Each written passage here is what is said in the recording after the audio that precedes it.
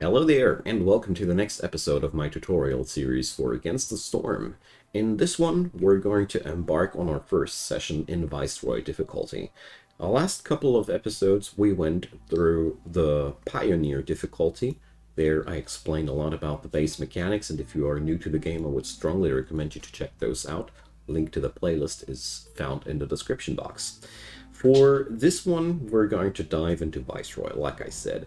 This is where the fun starts. Basically, Pioneer was just there to get us introduced in Viceroy. The biggest two differences are we have a new mechanic called Blight Rod. It's basically pollution. And we have a much faster growing hostility. What that means, I'm going to explain all that over the course of this episode. First off, we want to check on out how do we prepare this expedition and what can we do here. In my first episode, I kind of like quick skimmed over this one. Here I want to check on out the caravan selection a little bit more closer in detail with you folks, because here we can already make quite the decisions. Here we have 3 plus 5 people, make an 8, and we have 2 random newcomers. So this party here, as a total whole, has 10 workers to begin with.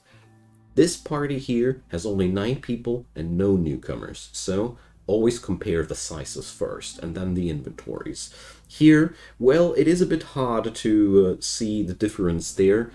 As a total scrub, I would have picked the topmost one, but we're going to go for this one. Why is that the case? First off, they have 10 copper bars on them. That's pretty useful. Metal is valuable. Metal transforms into tools. Therefore, starting out with 10 copper bars is, with the right workshop, almost like having 10 tools. Really useful. But the other thing is, humans are also really robust and useful. There's no real wrong choice here. I just wanted to introduce the pondering and theorcraft behind that. This party here has the benefit of featuring lizards right away. This party here has humans, and humans are their own advantage, because humans have a very high resolve. We're going to pick the human approach this time. So, as an embarkation bonus, I'll pick the extra wood. You can pick food or wood, just as you please. I would say make that depending on your own playstyle. If you run out of food more often, pick some extra food, however you want. I prefer the wood out of a certain reason. So, Viceroy difficulty is also the pathway to the prestige difficulties. Once we've won our first game on Viceroy, we'll have access to the prestige difficulties. Veteran is somewhere in between. Veteran is introducing the Blight Rod mechanics to you, whereas Viceroy is getting the Blight Rod and the high hostility. I'll just want to show you here. Pioneer has a hostility multiplier of 1.5, and Viceroy has a hostility multiplier of 3. That means everything we do does create twice as much hostility. Let's go. Hostility is the meter which makes the resolve meters of your people go down. Basically, the more hostility, the less resolve. So, first things first, we check on out what's happening here. So, drizzle bonus, very important to check that out first. So, we have every villager with complex food has a chance to double his yield each production cycle. So, complex food is really useful in this colony, because double yields are one of the best bonuses that you can get. Let's check out the storm. This one is always the same, Looming Darkness, -4 resolve per hostility level. That's why hostility levels are dangerous. Creeping Shadows. So if we open a glade during the storm, we will suffer a penalty for global resolve. We have the Unearthly Element. What's that? We can sacrifice less. We have Absorption. That's cyst burning takes longer. We'll cover cysts later. And Grim Fate. The forest will claim a villager's life during each storm, multiplied by the amount of years that have passed. Period. So that means Hostility 7 is the level we don't want to achieve at all. Alright, so it's really important to check out your forest mysteries at the beginning of each run, because they are always different. Here we also are settling right next to the Monastery of the Holy Flame. We cannot configure food consumptions. We cannot do that anyways, because we haven't unlocked that feature yet. and we cannot favor any species. That doesn't make too much of a difference, and I found that a set of pretty cool beginner drawbacks. So here we start on out again. We have this area here. The first thing that I like to look at is where are the danger glades at. Here 2 of them are, so that's my first expansion route. Here I only have 1 glade in my vicinity, here's another one. So this area here is where we're going to expand towards to. In this episode, I'll really try to avoid opening these regular glades totally, because they are not that important. I think another thing that has changed, I'm not aware of that anymore, we need now 14 reputation points to win the game. I think Pioneer had a bit of a lower requirement there. So, but we'll settle that down. First steps first, I really like to tap into the food deficit if present on my starting glade right from the get-go. The other thing, set up 2 woodcutters camps and then let your people do their thing first. I want that these things are done as quick as possible. I'm not touching my building blueprints as of yet because there's absolutely no reason to. There's nothing that I could do right now with these because I don't even have the necessary materials for that, so don't rush yourself with that. So the woodcutters are there. Let's put all the people in there. And the other thing I want to do right away is... already missed the spot. Okay, never mind. I wanted to forbid the coal before they start burning that, but whatever. Anyways, ignore that. I'll feature that trick a little bit more in detail in future runs. Until then, ignore my nerding, unless you understand it already. Basic idea is that your starting coal is really precious. So, I have marked all those forests. What's now important is avoid opening glades, shift left click to apply that to all your camps, and you're ready to go. So now we have only 2 more workers left there. So I'm not employing 2 scavengers, I'm only employing 1 scavenger because, you know, we want to have some workforce left. So, shelters, we're building 3 of them. 3 times 3. 9 people we are, so everybody has a roof over their head. And then we're going to slap down 4 barrels. So we upgrade our hub directly into the next level. That requires 8 shelters and 4 decorations. That's the next step we're taking. First cornerstone.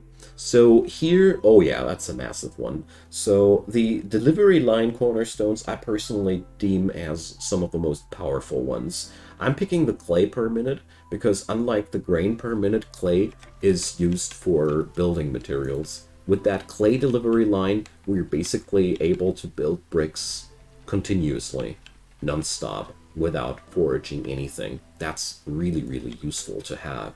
So we're going to set up a flax field here. No, not a flax field.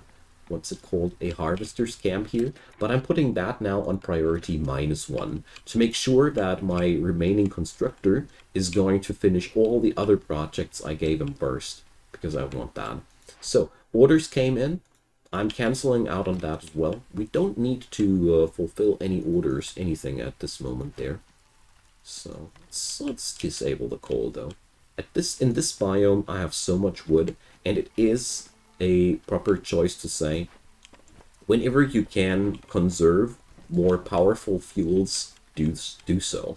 Wood is the least valuable fuel to use, and you should really treat it that way. It's the preferred source of fuel if you can. Later this changes. When you are reaching the mid to late game, wood becomes more and more involved in crafting processes. That's why the advanced fuels come in as a crutch later. So basically, early on, fire all the wood away. Later down the road, try to go for coal and the like. So the shelters are now done. Why are the shelters so important? Because your people get automatically a resolve bonus when they are sheltered. And the more resolve you got, the better. The first year is always that year where not much happens in my colony. I usually roll with that schematic as you see here, that I'm doing here. The decorations, the houses, the collectors. It's always the same schedule. because if you don't open any glades in the first year, you can keep most of the time all your woodcutters working without the need to move them away, because the resolve will easily be enough to keep woodcutting. Now we got bonus here. It's now an encampment, and that gives you another +2 in global resolve. That's just so worth it. It's a darn cheap way of reinforcing the resolve of your entire colony. Super easy, super cheap, and super quickly. It always works during the first year without any problems. So we're almost reaching our first storm season now, and here the harvester's camp is finished. So the next two things, the crude workstation and the makeshift post. These are always the next two things on my agenda. I like to put them left and right to the main warehouse, because this way your crafters can pick up their stuff, drop it off at the workshop, and vice versa. And that's a very short logistical way. So, storm season, and you see our resolve only drops down to 10. That's almost nothing. We don't have any particularly nasty effects roll in here, except for the global resolve -10, if we would be opening a forbidden glade during the storm, which we don't. So there we go. We got now our basics down. I'm going to slap down the last worker now on duty here on the flax fields, and we're just going to work through the storm season because we can. Nobody of our workers has to be tuned down, and that's one of the special benefits of having an all-human start. Humans are just that resilient, They are just blessed with a very high resolve rating. They come with the highest numbers to begin with, and therefore they are very, very resilient against the first storm. This way, you can have a really powerful start. The downside is they don't really excel at anything that you want to have at the beginning of the game. So, what do we have here? Every 2 newly completed dangerous and forbidden glade events lower hostility by -50. That's pretty cool. We're going to take that. Usually I would take protected trade, but since we are still at a very early stage of the entire gameplay cycle, trading ain't that much of an opportunity yet. We need trade routes to really abuse this little perk here, and this one is much more straightforward, and we're going to pick it up. That'll give me some advantage for all the danger blades I open up. So, the newcomers are there. Let's check them out. We got beavers and humans. In this situation, I'll take this package here because it has 3 coal, which puts me back to 20 coal. Hell yeah. So, we got that. Next step, we want to open up our first danger glade. You can wait for year 3 with that if you are insecure about that. There's nothing wrong about the year 3 method, but I personally think the quicker you're opening up your first danger glade, the better. So as you see here, I'm reducing all the areas, and I'm opening up the first glade now. So we got 3 people homeless, so let's build them a new shelter. I always try to get rid of the homelessness as quick as possible, because it's just crappy to have that. Also, that one beaver I got, I'll put him to work at the woodcutter's camp, because there his proficiency is put to good use. So, the crude workstation, I'll limit all the outputs on 10, because the thing about the crude workstation is outright very simple. It is the most inefficient workshop of them all. There is no more inefficient workshop out there except for the makeshift post, which is exactly as inefficient as the other things there. So we got a hidden trader cemetery, which is pretty lucky for us. So the hidden trader cemetery is one dangerous glade event that rises the hostility by 60 every 60 seconds. That's pretty dangerous, because that means the longer we work on this event, the more hostility we rack up. Hostility doesn't create as much global resolve penalty outside of the storm. Outside of the storm, it's 2 points. Inside of the storm, it's 6 points more per hostility level. So our colony will suffer a bit from that, but it's going to be okay. So first things first, we're going to set up what we're going to sacrifice here. So we could sacrifice coal, and here see why it's cool not to burn your coal right away, but we're also able to solve that with resin. And as always, tools are an option, but we're not going to rock the tools there. We are going with that. And here we get to choose a reward. So we could either go for the material reward, which is actually outright amazing. Ancient tablets are worth a ton by the traders.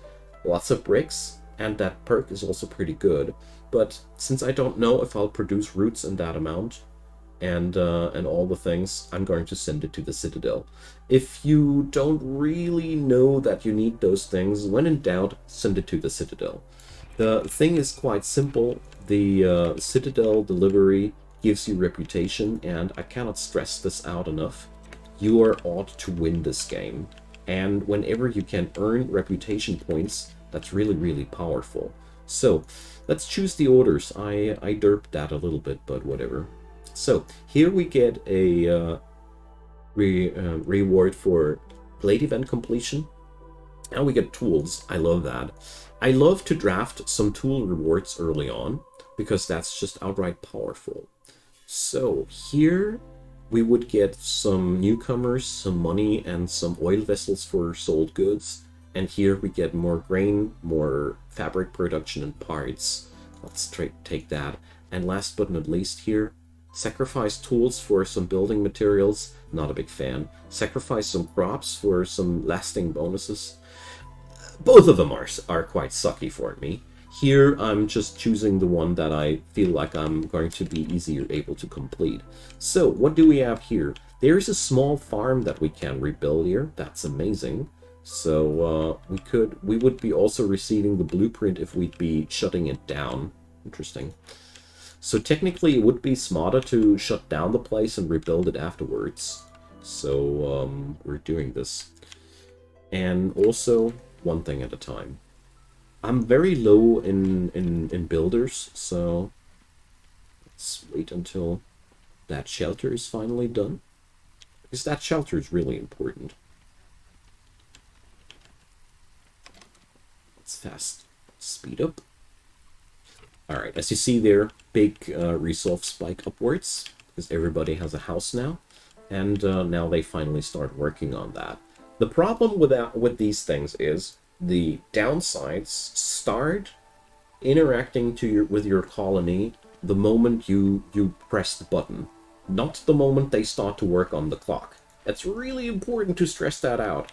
These danger events, they start to punish your colony the moment you click them, basically, and you're starting to resolve them.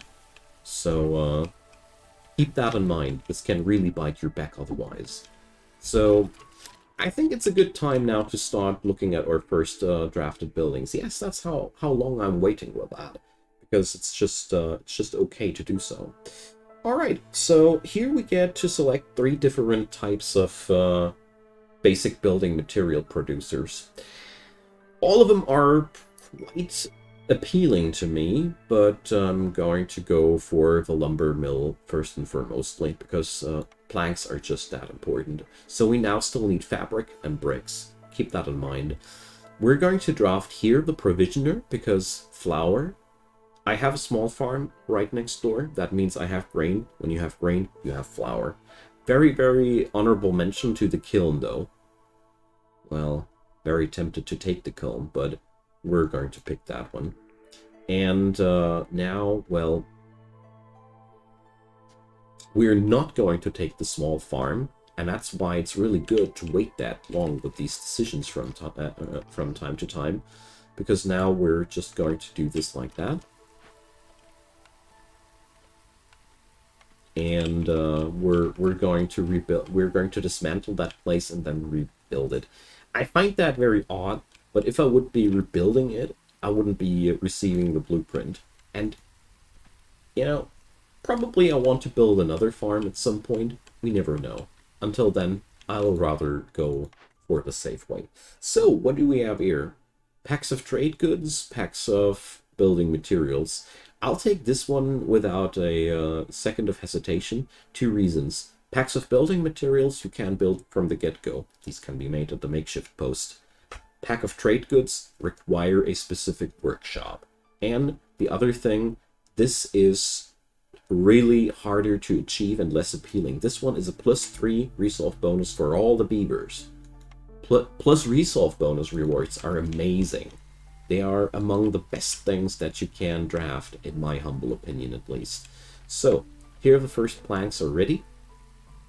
Force delivery. And now we're starting to dismantle that place. Meanwhile, our scouts here are resolving that event, and you see the hostility level is growing and growing. And luckily, we still have enough time left until the next storm season. These events, under all circumstances, try to avoid to not get these penalties on top of you during the storm season, because that can easily be your downfall, you know.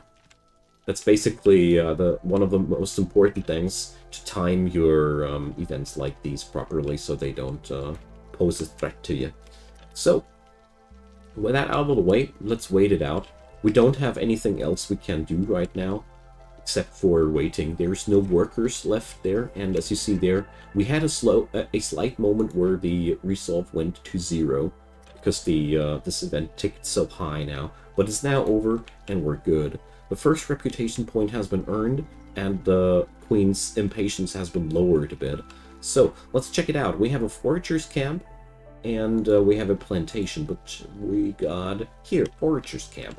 So, I'm not drafting the plantation, even though the plantation is amazing. The plantation offers food and plant fibers, so it's a combination of yielding you food and fabric, but we won't take that in this regard. The human house would be also really cool, because it would be a easy way to increase the resolve of our dudes, but the forager's camp provides food, and that's really good. So, what else? I'm not going to pick the next cod, because I don't know what I'm really needing right now from these. So, we got now the blueprint for the small farm. We're going to... well, I'll have to wait until the farm is really dismantled there. Anyways, so, we have now resolved 2 glade events. Here, the cemetery and the small farm. It counts also as a glade event. And we can get our next reward right away. Let's do this. That's really appealing insofar as we get some extra people, and we need a new shelter here. So I'm mouse overing the shelter, and I'm pressing left shift to pick it up on my cursor. You can do that with really every building in the game, and that's a pretty useful trick. So, with all these things now being done, we have to set on up our first blight posts. It's very early to set up the first blight post, but I want to talk about corruption mechanics right now and explain to you how it works.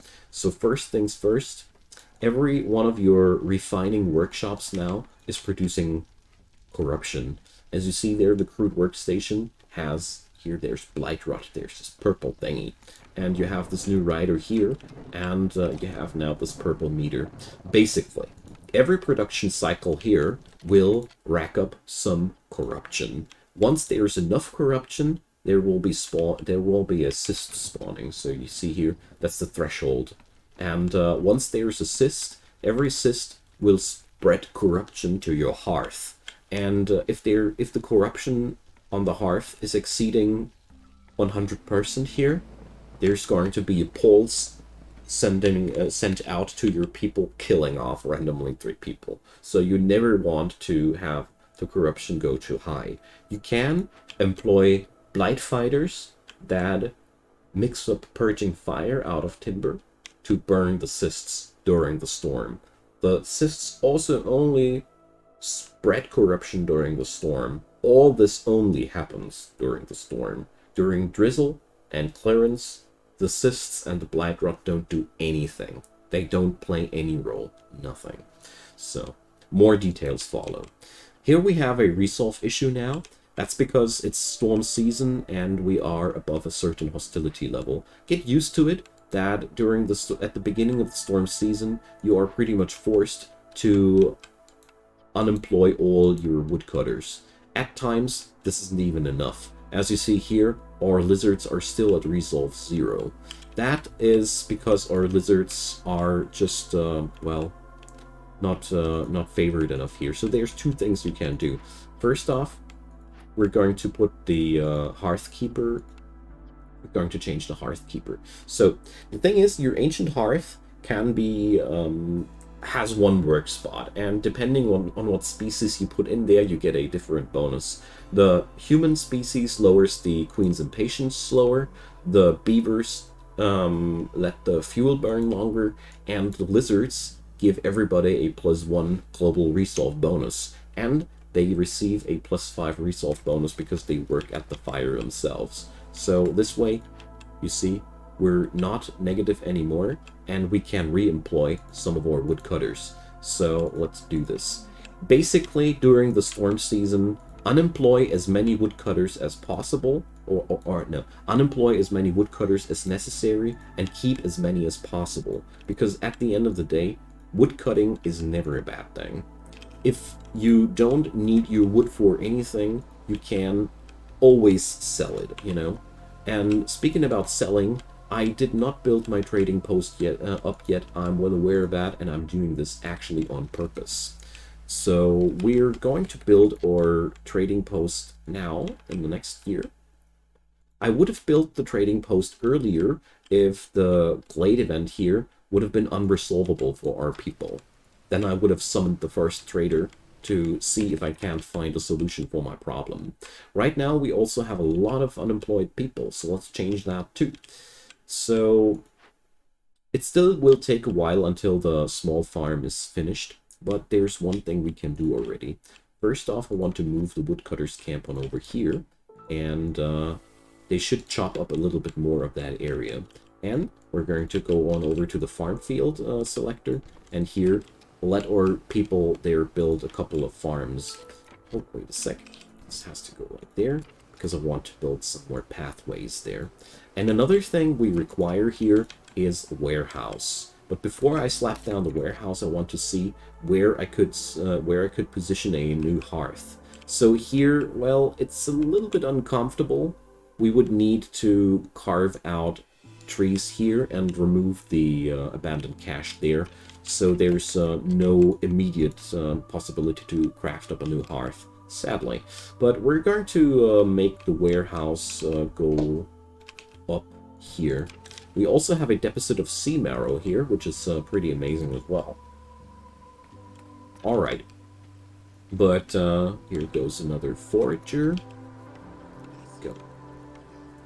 By the way, the camps that scavenge for food are, in my book, the most important ones to be preferred, because food is, you know, the most important foundation of your colony. Because without food, your resolve drops massively fast. Actually, your people won't starve right away when they're when they got no food, but their resolve will drop lower and lower and lower until you are in real problems. Speaking about real problems, never carve up accidentally a forbidden glade. You would deeply regret that. So here we go. The woodcutter here, we're going to keep that one because he still has a job here. I want that guy to open up the area there so we can possibly slap up our second hearth. Hearths are good for you. The other thing I want to do now is I want to pick up that woodcutter here, and we want to open up the glade. This one tree should do the trick. And let's check out the newcomers. Here we got 3 lizards and 1 human, or 3 lizards and 1 beaver. In this scenario, I'll take the herbs and the grain because I know what I can do with these. It's perfectly fine to choose whether by the species you want or the packs they got. It's totally fine. Do whatever you feel like is a good choice for you in the current situation, because it's really hard to say you should always do this or you should always do that. So here we go. The first thing that I want to do, I employ 1 blight fighter, and I put up a limit of 5 purging fire there. I do admit that this is very, very early, super early to say, and not really necessary because we don't even have a single blight cyst yet. but I personally like to be prepared, and what you can do there is let your Blight Fighter produce that purging fire, and then unemploy him. You don't need him there anymore. It's there when you need it. It doesn't cost you anything just for standing around. It's a small investment of pots, but believe me, it's worth it. So, 50% amount of goods produced in small farms is amazing. This one is amazing too, but not now. This one would be really amazing if we would be already able to do trade routes, but we can't. So we pick up that one. This is going to help us so much because we will be now able to produce so much more at the farm. And here, by the way, we have a root deposit, which needs to be scavenged first. I never had that before, to have that on a tile like that. So, oh yeah, here it's really important to delete all the other zones first, so our dudes can do that. So, yeah, as you see there, they're chopping the wrong trees. I hope that the glade will be opened before Sahilda leaves us. It would be really, really awesome. Oh yeah, of course. I'm trolling myself if I'm avoiding the glade opening though. So let's see. Yeah, now they have to transport their goods away. So that's how you can misplay it and outplay yourself. So we're going to check on out Sahilda's here before she leaves, because that would be a shame. So let's see. I'm going to pick up from her place. It's always a good choice to buy yourself some building materials if you need them, but here I'm going to buy that furniture perk. That's just +1 resource for everybody, and that never hurts. Why should it? And on the other hand, I'm going to buy me some grain, and I know why. That's because we have to pack packs of crops, and grain is what goes in there, and I want to speed up the process there. Yeah, so trader's gone before we open up the glade. What a pity, but it happens. So, next step, I still have a couple of workers left, so we can set on up some production at the makeshift post. First off, before I start anything at the makeshift post, I turn off everything at the makeshift post, because this way we're going to avoid any unpleasant surprises. We're going to require 8 packs of crops, so let's make sure they can be made. Out of grain, 8 of them. There we go. And let's see what the glade will be. There we go. So here we have a Forsaken Crypt, and here we have a one of those scenarios where we cannot resolve the glade ourselves. So we summon now a trader. You can immediately summon trader. And let's see, our harvester's camp is empty. Let's help them there. Avoid opening glades should be re-enabled immediately, so we don't accidentally do anything bad. And along comes Zorg.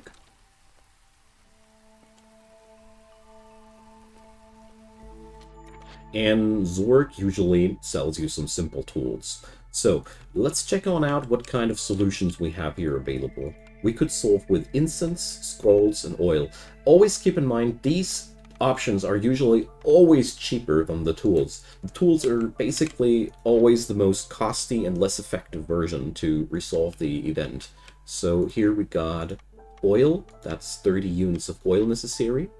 So I'll show you. So here 30 oil is 8 amber, and 12 tools is 27 amber. You see the difference? So whenever you can, buy the stuff that's no tools.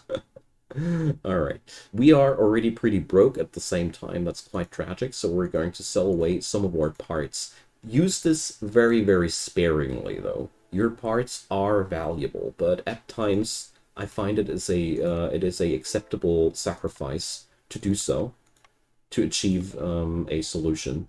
Well, we could also, wait a sec, we're not going to sell anything here. We're going to sell the clay, because I have an automated clay income, so that doesn't really hurt me. Here we go.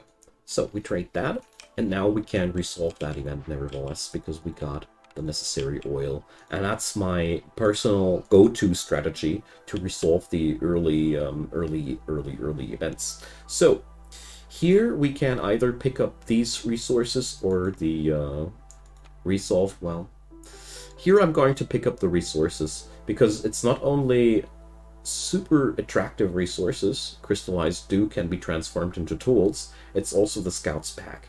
The Scouts Pack allows your dudes to transport more stuff to the glade, and as you see here, they're now transporting 5 units of oil at once over there, and that's darn slow. And with that perk, they will have to walk only 3 times instead of 6 times. That makes a lot of a difference. Alrighty guys, so we're going to take a break on here because it's been already quite a while, and I hope you found that so far helpful.